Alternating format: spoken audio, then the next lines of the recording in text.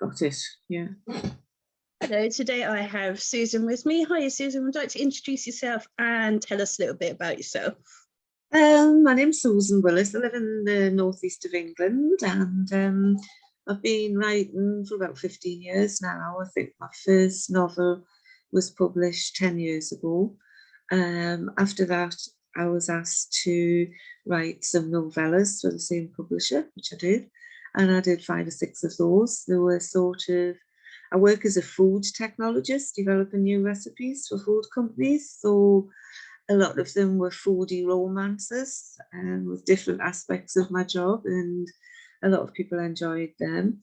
I think one of the reviews I remember seeing that they liked my writing because there were everyday situations that could happen and very down to earth. So, and then after that, I moved more into the relationship side and loved writing sort of drama scenes and things, and did a couple of romance books. I did a family story, and did a couple of romantic suspense novels, self-published those, and then sort of went into cozy crime, which I'm writing at the minute. I went to the Crime Writers Festival in Harrogate and loved it, met all the crime writers, and I thought, I don't think I could really do sort of the blood and guts and gory horror bits, but the cozy crime situations I really quite enjoy,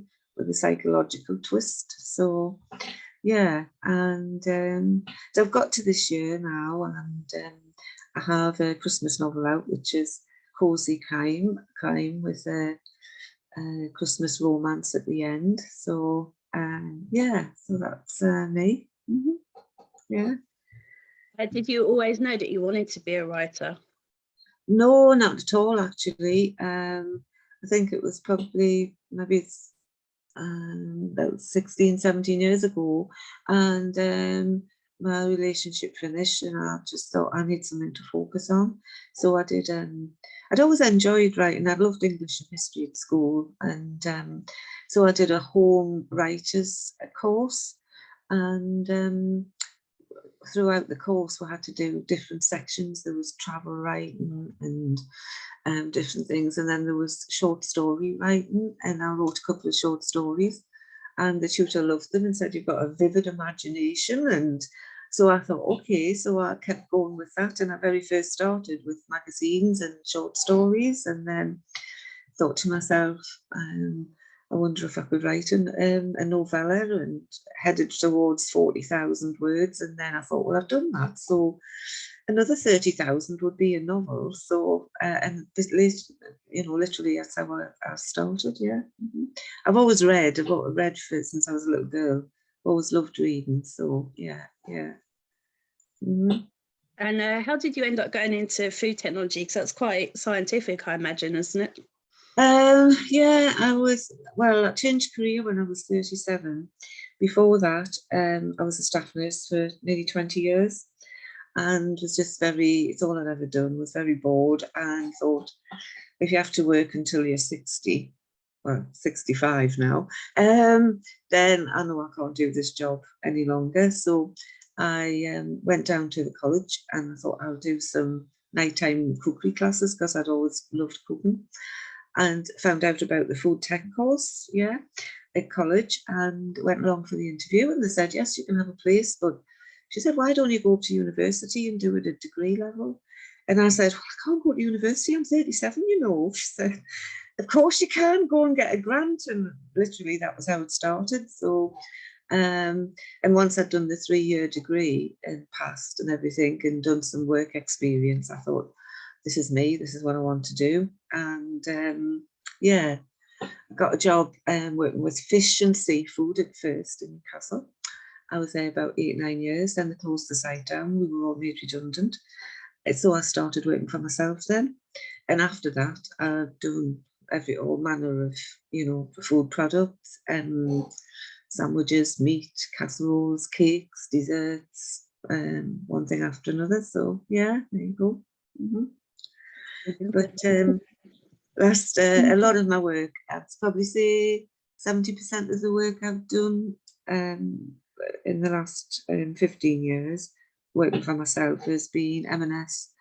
I've done a lot of work with M&S food, so yeah.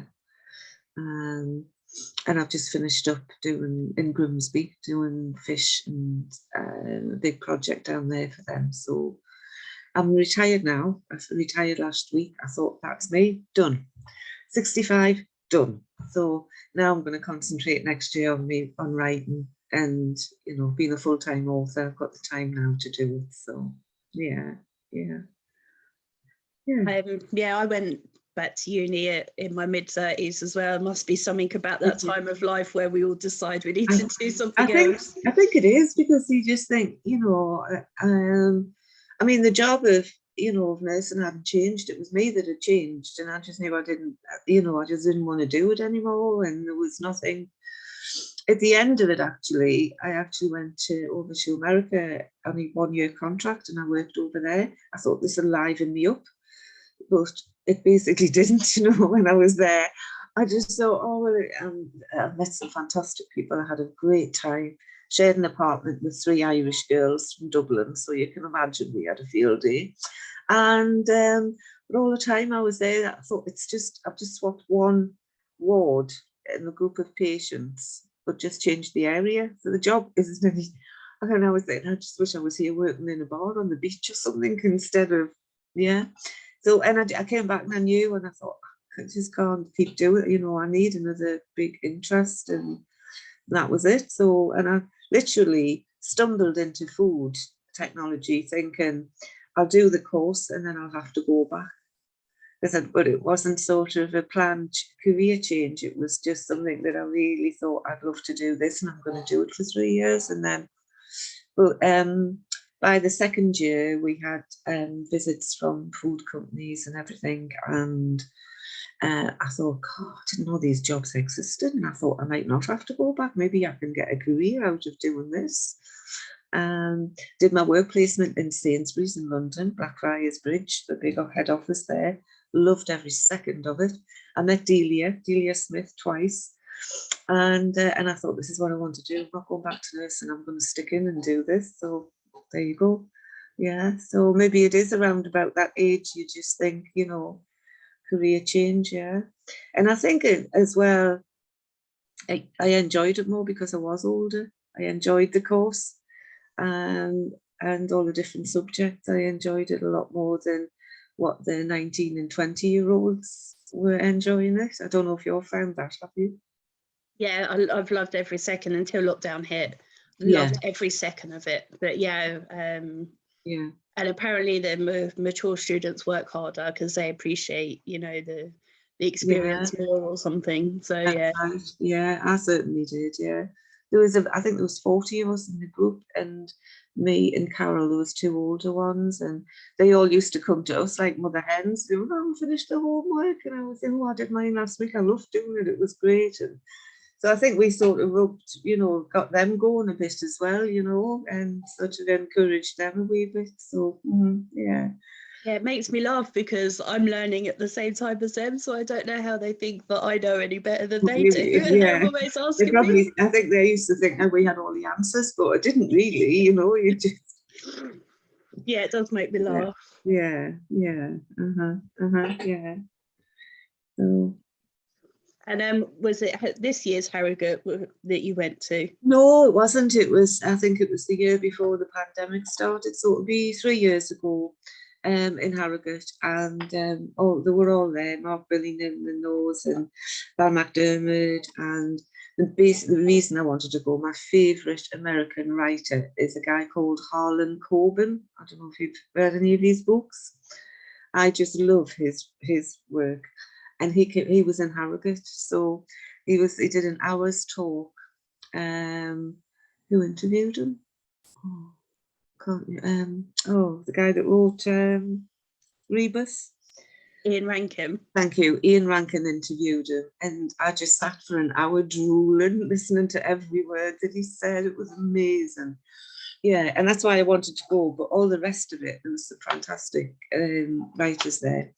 And they were talking about different crime and cozy. And I thought, that's something I never thought of. And I thought, I think I could do the cozy crime. So on the, while coming home on the train, I was sitting writing plots and scenarios out and things. So yeah, so I have 6 short reads, but they're 15,000 words each.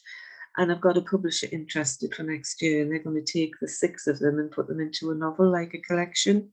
Okay. Time. So I'm quite very excited about that. That'll be in the summer of next year. So yeah. But I don't think it's been on again since with the pandemic, of course. It was on this year because I went for the first time this year. Yeah. Did you enjoy it? Loved every second of it. I got home and booked to go next year within a few hours. I can't wait. Yeah. Have you ever been up to the bloody Scotland? I'm not swearing. You went last year, because I went. I think the year before Harrogate, I went to that one. It was in Stirling. They usually do use Stirling, which is a lovely Scottish town. It's gorgeous. I went to that one and loved that one as well. So yeah. Yeah, this has been my first year of experiencing these things, and I love it. And I've met Mark Billingham. I've interviewed him actually. So he's a really nice bloke. Well, I've never spoke to him, but listening to him, he's so easy to listen to and things. Yeah, he's lovely. He was great to interview, and one of his panels at Bloody Scotland was hilarious. Then they've got the fun-loving crime writers who are just nuts, but great fun. Yeah, that's right. Yeah, and I can't remember if it was him that interviewed Richard Osman as well. Right. At the end of Harrogate, I can't remember. He probably did do, because I think Mark does quite a lot of it. Yeah. But and you can imagine them two together. Absolutely. Yeah, it was good fun. Yeah, the year that I saw Harlan in the Harrogate one, Nicola Sturgeon was there, Scottish minister, and Val McDermott interviewed her, and I thought, oh, this is going to be all about, giving Scotland the vote, what have you. But it wasn't, and she actually was a children's writer when she was younger. She wrote novels for children. And she was really interesting to listen to. And of course, Val's as mad as a box of frogs. So the pair of them were like sparring off each other, laughing, and that was another good session. Yeah. So I might see what's going to be on next year, because I quite enjoy going to them. Yeah. Yeah, I mean, Harrogate's definitely on and Bloody Scotland's on, because I've booked to go to both already. All right. Okay. For next year. Yeah. Yeah. I'll have a look at them, I think. Yeah. Yeah. Oh, fine. Out of all the books you've written so far, what's the most interesting thing you found doing research for them? Well, I think, I didn't really have to do an awful lot of research for the foodie romances, because it's my job and I know it inside out. But when I wrote this year's, which is the, I don't know if you can see it, the Clive's Christmas Crusades, that's set in York. And I've been to York it's only an hour down the road. I've been to York loads of times, but I tend to we all do the same thing. We go for shopping and lunch with the girls. So I'll get off the train, head straight down, and we're into the shambles where all the shops are. But I didn't know the outside of York City and the walls and everything. And once I decided to set the novel there, because last Christmas I wrote a novella called Christmas in the Shambles. And it's when Clive, the main character, meets this Barbara. They bump into each other in the shambles, and it's a love story. So, and all the reviews I got back, and all my friends that read it said, "Oh, I love Clive. Oh, wait, you love Clive." So I thought, okay, this guy deserves a book of his own. So I've written it all mainly in his viewpoint. But he lives in York, so I thought, I have to get round. So I went down and stayed overnight last year when I was beginning of this year when I was writing it, met some friends and things. And when I wasn't with my friends, I was out with my camera around the streets, on the Roman walls, over the river, place names, house names, and thinking, right, I'll set this here. But he's going to have to run from his house on this side of the river over to the other when the police cars are coming around. And so I could get it in my mind. And And it was a great help because when I came back and I was actually writing it, I kept bringing the photos up thinking, oh gosh, yes, those houses on that side of the river, they're like set up from the riverbank with railings and the dead pond. So I had that in my mind when I was writing. Yeah, yeah. So, but I mean, I wouldn't say I do an awful lot of research. I've never written historical because, you know, I think you really would have to spend days and days Googling and dates and everything, you know. So yeah, yeah. Yeah, you'd have to make sure you got it right as well, wouldn't you? Absolutely. I'd enjoy reading them, but I don't think it would be nice sort of cup of tea really for writing them, you know. But yeah, yeah.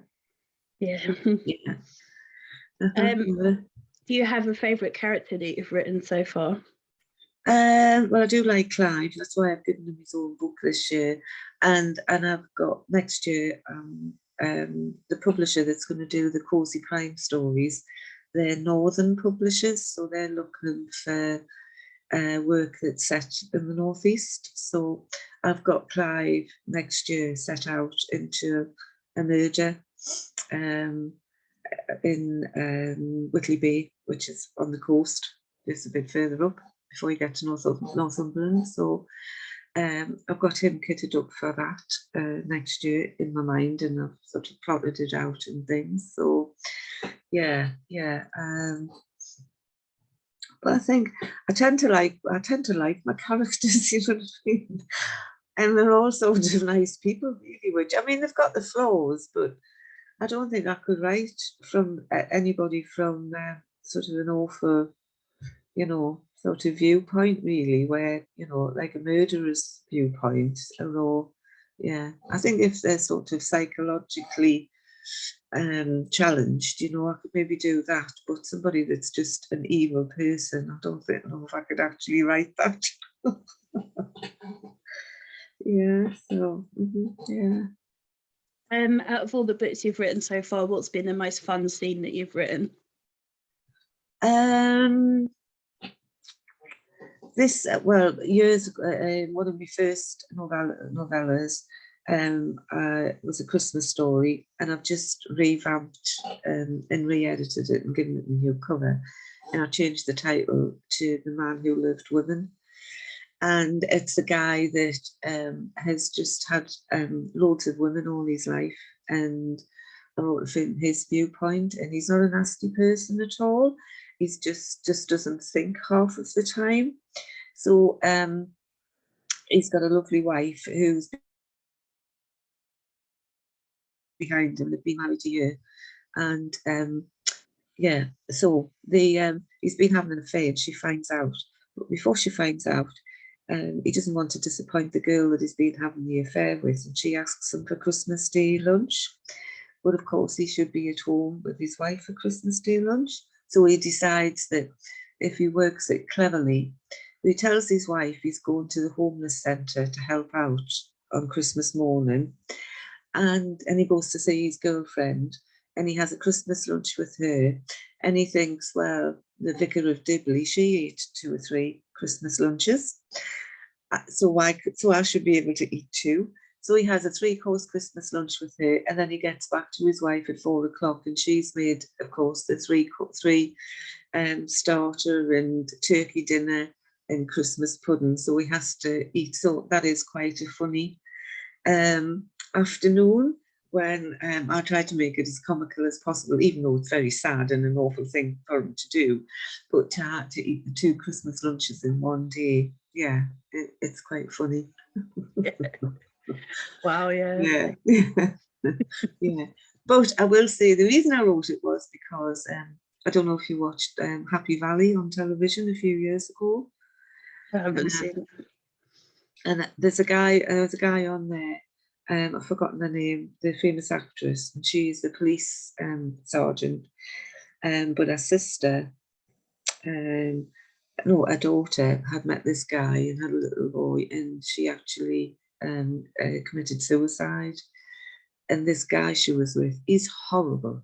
He is absolute all the way through. I think it was 4 episodes to it, to Happy Valley. And all the way through, he was horrible. Everybody hated him. James Norton played him on the television. And all of it, I kept thinking, this guy is so revolting. You can't believe he is just horrible like this. And the way Sally Wainwright wrote it at the end, he takes his little boy from school, and of course she's got the whole force out looking for the little boy, and he takes him down to the canal, and you're thinking, oh no, what's he going to do to this little 6-year-old boy? And he takes him onto this boat, and he sits and tells him that he wants him to have a better life than what he, and within about 4 or 5 sentences, I actually felt sorry for him. And I thought, how powerful is Sally Wainwright in 4 or 5 sentences to turn my opinion of this horrible guy into feeling sorry for him? And I thought, okay, so that's what set me off, because I thought, I'm going to write this about this guy that's having affairs left, right and centre, and he's not a nice person, and see if I can turn him around. So I won't tell you the spoiler, I won't give a spoiler, but after he's eaten 2 Christmas Day lunches and his wife does find out, he turns himself around completely to a nice family man. So yeah, so that's how I started writing it. Yeah. Oh, that's a great story. Yeah. Yeah. Because I know a lot of people ask authors how they get their inspiration, and I realised quite quickly that it could be anything. It's just from the things that happen around you and things I watch on TV, and I think, what if you turned that round the other way? You know, I wrote one of my other novellas is written from the mistress's point of view, because it's always about the wife's, you know, the wife and the husband. One of them's having the affair in a relationship, and I wrote it from this this girl that was having the affair with the guy, and so it was from the mistress's point of view of, yeah. So I often come up with things and think, well, what would it be like if it was from the other side of the coin, or, you know, or things like have a dramatic effect when I'm watching them. I think, oh, God, that was good. God, how could you write something like that? So yeah, and that's reading other people's work or watching things on TV or watching films at the cinema, and, you know, so, or even things just happen around about you and with your neighbours and the place where you live, or things I see in town if I'm out with the guys and we're shopping, having lunch, and see somebody and I think, oh God, why would you do that? And, you know, so yeah, that's where I get ideas from. Yeah. It's what if, isn't it? That's the big question, is what if? What if, yeah. That's where everything comes from, isn't it? What if? What if it, yes, right, yeah, yeah. So, yeah. Have you made lots of author friends since you started writing? Well, I have on Facebook, yeah. I try my hardest at social media. I'm not an IT expert. When you said about the Zoom instant, I thought, oh God, I hope I do this and I hope I click on the right thing. Yeah, IT is not my strong point, but I do try, and I do Twitter because I'm in the Romantic Novelists Association, the RNA. So I do Twitter on a Tuesday because that's their day and things. And I've got that down, and I set up the tweet deck and things. But I tend to do more on Facebook than any of the others, just because I find it's a lot more personal, and you can have proper conversations with people and like yourself, and you know, and you get to meet different people, and yeah, and very often on my page, I'll just, if I'm stuck with something, I'll put a question on, or this year's cover. I sort of knew what I wanted, but and I had my blurb and everything. It was the title, and I was thinking, amateur sleuth in York, and he's called Clive, and thinking, do I put his name like this? And I just went on. I'd been on for 2 days with writing. I must have had about 30 different titles down, and I just didn't know. So I just put on, what does everybody think? And goodness me, I must have had over 80 suggestions of friends, and I thought, I didn't know I had that many friends on here, and they were coming back. And so I've ended up with a fantastic title and a subtitle and a beautiful cover, although the designer did the cover, of course. But yeah, so, and I do find that other authors, they're really glad to help, you know. A lot of people come to me as well, and you know, if I see something listed and I think, oh, I've done that before, so I can sort of jump in and say, try it this way, you know, on KDP, and it worked for me this time, and yeah, so it's nice to help other people, you know, and other authors, like I say, have been a big help.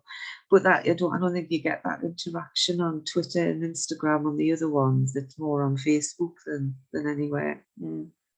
Yeah, definitely, I'd agree. I stick mostly to Facebook. I do use the others, but Facebook is my go-to. Yeah, that's right. Yeah, so yeah. And do you get a lot of feedback from your readers? Just with reviews, that's the hardest thing about the whole thing is getting reviews, and although I've just finished working at Grimsby before that, that was like a 3-month contract, but I think I had 14 months furloughed with no work. So in that situation, it's like I haven't really got the money to spend on blog tours and things. So getting such a your name out there and things, and finding people to write reviews is so difficult. Yeah. And of course, that's what everybody sees when they go on Amazon, the amount of reviews that you have, whether it be good, bad, or indifferent, Yeah. I don't use I think I'm on Goodreads. The publisher that I was with had listed them on there, but I don't tend to go on to Goodreads very much, So yeah. Since you started writing and publishing, what's been your standout favourite moment? I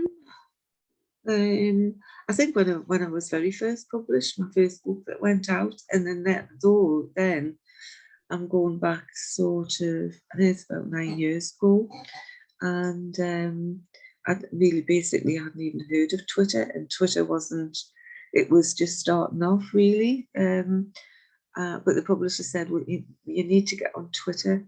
And I said, right, I'll try and learn it. And I did go on, because you need to retweet all the tweets and they were fantastic, the publishers then. Not so now, because they've gone off in a different direction. But then they were amazing. And I think it was my first Christmas novella. And I had 1,600 copies overnight. And I was just gobsmacked at that. Absolutely gobsmacked. Yeah, it was great. There's other things stick in my mind when I wrote my psychological suspense. It's called His Wife's Secret. And that was about 3 or 4 years ago. And I did do a blog tour. Nobody read that book. My beta or better reader hadn't even read it. And I thought, I hope this is going to be all right. And the first lay girl on the blog tour, I've forgotten her name now, but she messaged me on Instagram and she said, I've read this book in 1 day. I couldn't literally put it down. And I thought, I've never read a book in 1 day before. And I was just gobsmacked that somebody would take my book and read it all from morning till night until they got to the end of it. So that was something else that sticks in my mind. Yeah, definitely. And getting a good review, it just sets you up for the whole day when you wake up in the morning and I see it and I think, whoa, great. And, to think that somebody's sort of got what you're trying to say as well, and they've understood where you're coming from. Because on that blog tour, people were saying, I thought at first it was just like a romance and, first couple of chapters there, and I was thinking, well, where's this, and then wham, and I thought, oh my goodness, and then that was when the sort of, you've got them hooked then, and they can't wait to get to the end of it to find out what happens, so yeah.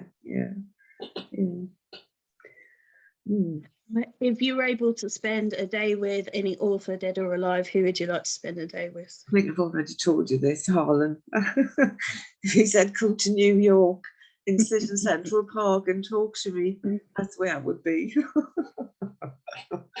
Because I would love to know, in my eyes, is the famous, every time I close one of these books, I get to the last page and I think, God, I didn't see that coming. And it's nearly every book that he's written, I thought, where does he get that from? I just didn't see that coming at all. I just think he's a master at that. So I'd love to sit and talk to him all day, definitely. Yeah. Would you be able to talk though, or would you just be too starstruck and just be probably starstruck? Yeah. A bit like I was when I met Delia years ago, Delia Smith, and I think I said something, you know, it's like somebody who bought her books for years and she's a famous celebrity, and you think, you know, what she doesn't know about making a Christmas pudding isn't worth knowing. And she came into the kitchen in Sainsbury's, and I think I said something stupid like, "Is it still raining outside?" And you just think, "Oh God, could you not have thought of something better than that?" Yeah, so I was a bit starstruck then. I think I would be with Holland as well. Yeah. It's really funny. Years ago, I met a darts player called Phil Taylor. Oh, right. Who's the best, you know, legend. Yeah. I was with my old boss at the time, who was really outgoing and everything, and I was quite shy. And I went up to him and spoke to him and stuff, and had my picture with him. And my old boss, who was, you know, the more outgoing of the two of us, wouldn't go near him, and he's like, "No, I can't." So in the end, I went up to Phil Taylor and I said, "Please, can you shake his hand, because he's too scared to come up to you?" And I can't believe I'd done that, because at the time I was really shy. But I was like, for God's sake, you're not going to get many opportunities to do it. So just, you know, go and shake his hand. Yeah. And he did. Yeah. But yeah, so I thought I'd be like that, but generally I find I'm not too bad. No. I think I've got braver as I've got older. Yeah. I was getting off, it was about 4 or 5 weeks ago, I was getting off the train at Grimsby train station, and I looked along the platform and I saw these pink trousers and a blue jacket, and I thought, that's Michael Portillo. Nobody else wears pink trousers on a train station, and it was him. So, and he like followed me out the main entrance, and I turned around and I said, "I can't believe that you're Michael Portillo." And I must have sounded like a complete nutcase. And I said, I watched every single program. I've travelled all over Europe on trains, you know, so, and what a lovely guy he was. I took my mobile out of my handbag because I'd glanced down the road I think that's where the taxi queue is. And I thought, oh, there's no taxis there, I'll ring one. So when I got my mobile out, I think he thought, well, he did, because he said, would you like a photo? And I said, oh, yes, please. So I had a photo. I took his photo standing outside the train station. Yeah. So, but I have got a bit braver as I've got older. Yeah. Yeah. Oh well, and now you've got me motivated. I might be my first job in the morning. I might look at Harrogate for next year and Stirling and see if there's any places left. Yeah, there should be, I suppose. Yeah, absolutely. Yeah. So, if you're able to travel to any period of time, either forwards or backwards, where would you like to go? Probably backwards, I think. I wouldn't mind. Yeah, I love Pride and Prejudice. I think I can repeat Pride and Prejudice word perfect. The BBC version, of course, not the new one, but the newish one. I would be quite happy as Miss Elizabeth Bennet, definitely, with money, of course. Yeah, I wouldn't like to be without money in those times, but it would be then, I think. Yeah, definitely. Yeah. And if a genie was to give you 3 wishes, what would you wish for? Good health to carry on writing, and that my family are all safe and well, especially in these times, because there's an awful lot of people that can't say that. Yeah, absolutely. And to write the next bestseller. J.K. Rowling, here I come. There you go. I don't think it's going to happen, but I wouldn't mind being one book behind her at least, you know. I know. Yeah, I'd love to meet her. It's just amazing. Yeah. So, yeah. Okay. So. Yeah, well, I can't think of any more questions for you unless you think there's anything that I haven't asked you that you'd like to tell. No, that's fine. Yeah, I've got this week a few things happening. I've got my cover is in Cover Wars on Author Shout because it's such a lovely cover.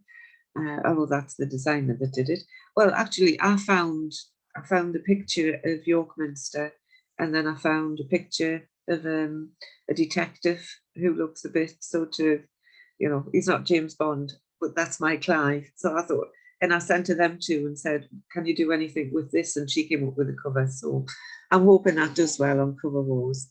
And I've put Clive on special for 99 pence for 3 days this week, up until I think it finishes Wednesday night. So it maybe jig things along a bit and hopefully get some reviews. Yeah. So yeah. So brilliant. So before we go, would you just like to tell everyone where they can find out more about you and where they can get your books from? On Amazon. To do you want me to give you the link, or? No, it's fine. Oh, Just yeah, I can put it on the video when I post all it. right, great. Yeah, yeah. Or I could, yeah, I could give you the link, you know, on the message thing on Facebook if you wanted. Yeah, but they're all on there together. So yeah, that's. I've got a website as well, but I must admit it's mainly through Amazon rather than, you know, traffic on the website. So yeah, yeah. Mm-hmm. Okie dokie. Right. Well, thanks very much, Donna. That's been, it's nice to meet you. You never know, I might see you in Harrogate next year and go, hi. Yeah, you made it. Yeah, yeah. So, yeah, that'd be great. Yeah. Okie doke. Okay. Thank you. Right. Bye for now. Have a lovely Christmas and New Year. Thank you, you too. Yeah. Okay then. Thanks. Okay. Bye. Bye. Bye. Bye.